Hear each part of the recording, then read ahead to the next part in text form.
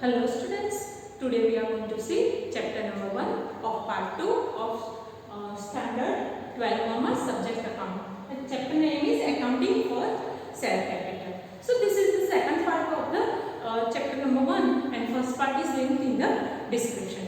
Today we are going to see the types of share capital. So here when there is a formation of company, there are some procedures that are supposed to be done by management of the company. So in that the board of directors have to decide the authorized share capital. So that the capital that is the maximum capital which can be issued by the company during its lifetime is called authorized capital. So and that capital can be increased by passing resolution in the general meeting. So here the authorized capital or registered capital means the maximum amount which a company can accumulate by share capital during its lifetime is called authorized share capital.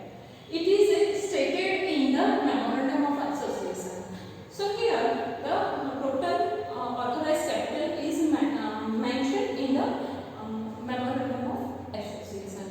If there is a need to increase the authorized capital, can be increased by passing resolution in the general meeting of company as per the provision of the act. So that can be increased when there is a need of the resolution in the general meeting of shareholder.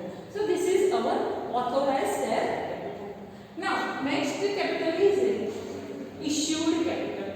The share capital issued by the issue of share out of the authorized based on the need of the company in full or part is known as issued capital.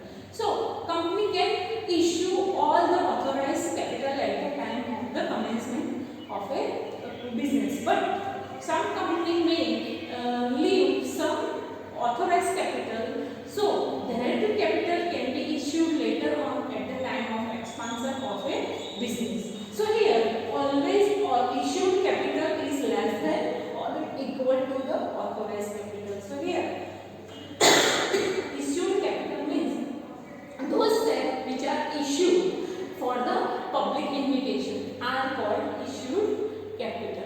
Next is a subscribed capital. The value of share for which application are received out of the issued share capital is known as subscribed capital. So when the company is issuing share capital, from that when company is inviting the public to invest in a company, so from that how much the subscription is received by company is called subscribed capital. So here again subscribed capital can be equal to or less than the issued capital. So here subscribed capital cannot be more than the issued capital, as we know that the when there is a more subscription, the over subscription supposed to be returned back to the shareholder. So company cannot take the more capital than the issued capital. So if there is a over subscription, the over money should be returned back to the shareholder. So subscribed capital can be equal to or less than the issued capital. Next is a called up capital. Company can call up an amount equal to face value of share or lesser amount from the applicant. So if company has issued the capital and from that whatever the subscribed capital is there, that company cannot call all the money of the face value of the shares. So company can call maybe full or sometimes part of that share. So that is called up capital. And when company call for lesser amount of share, the balance can be called in the future. So here all the face value of the share cannot be called at it is not compulsory to call up at once. Company can call up in a small part. So here the remaining part company can call in a future. So such called up amount on share is called up amount. So whatever the part of the face value is called by the company is called up amount. And next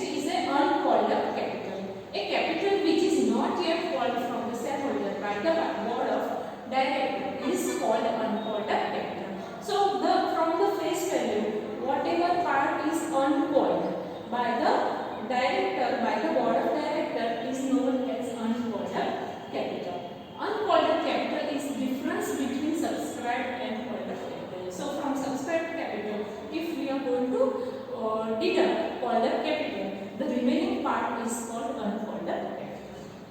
The next point is paid up capital. The amount received by the company from the shareholder out of the called up capital is called paid up capital. So, when the company is called up the capital, from that how much part is received by the company is called paid up capital, and the balancing is unpaid capital. So, if company is called, the company has called up the amount, but some shareholder they are not able to pay the capital, that is called unpaid up capital.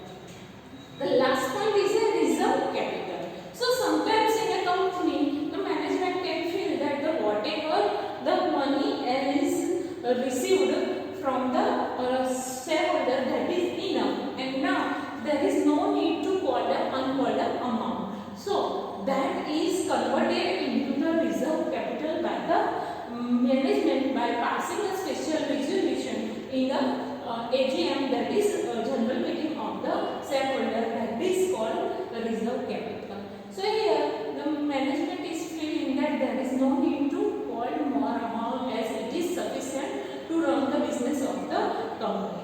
So that is called reserve capital. Here when management of the company feels that the called up capital is sufficient and no further capital is required, the uncalled up capital is converted into reserve capital by passing special resolution. Capital so reserve is called reserve capital. So that capital can be called by the company at the time of liquidation only. So that cannot be called by company in any other situation. So these are the different type of share capital. Student, you may note down that this, and then we are going to see capital reserve.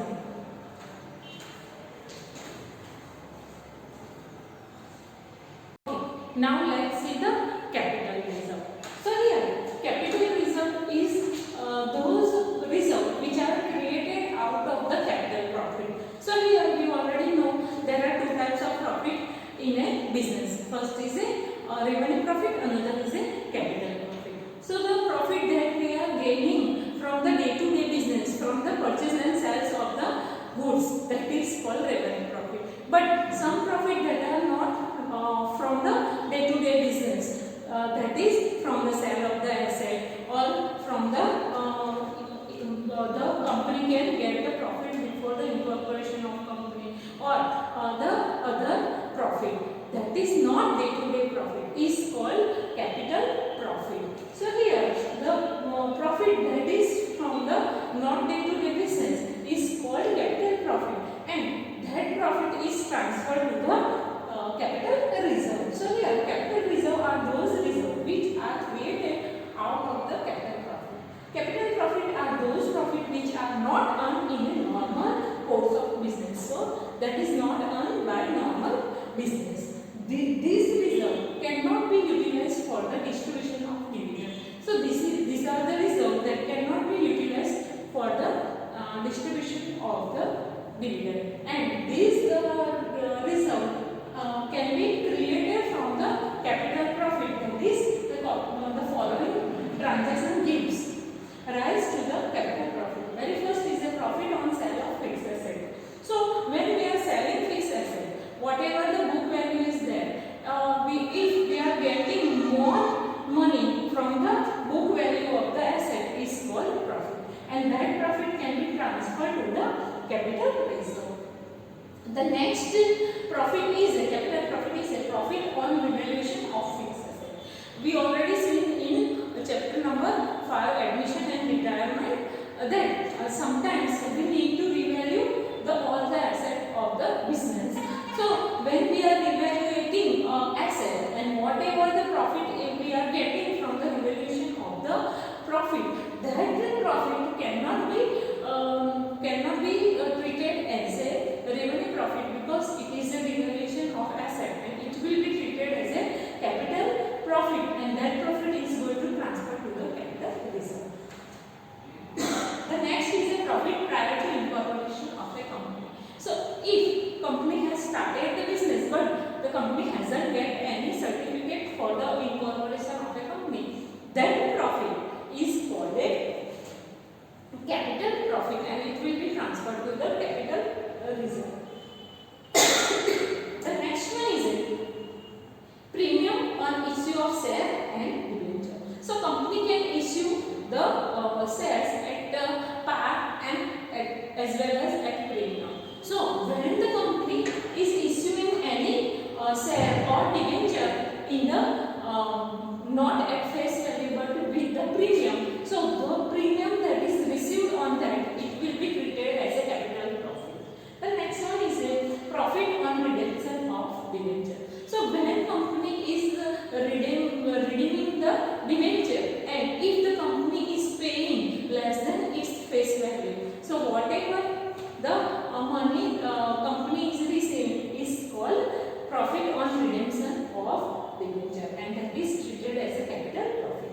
The next one is a profit on reissue of forfeited share. So sometimes when the shareholder are not in a position to pay the called amount of a share, then that share is going to be forfeited by the company as the shareholder are not able to pay the money. So whatever money is received, the part of the face value which is received by company will be transferred to the capital reserve, and that is also known as a capital profit. So these are the circumstances where the company can transfer the capital profit into the capital reserve. So student, you will note down this in your notebook. Thank you for watching this video. In our next video, we are going to see the step or procedure to issue the capital.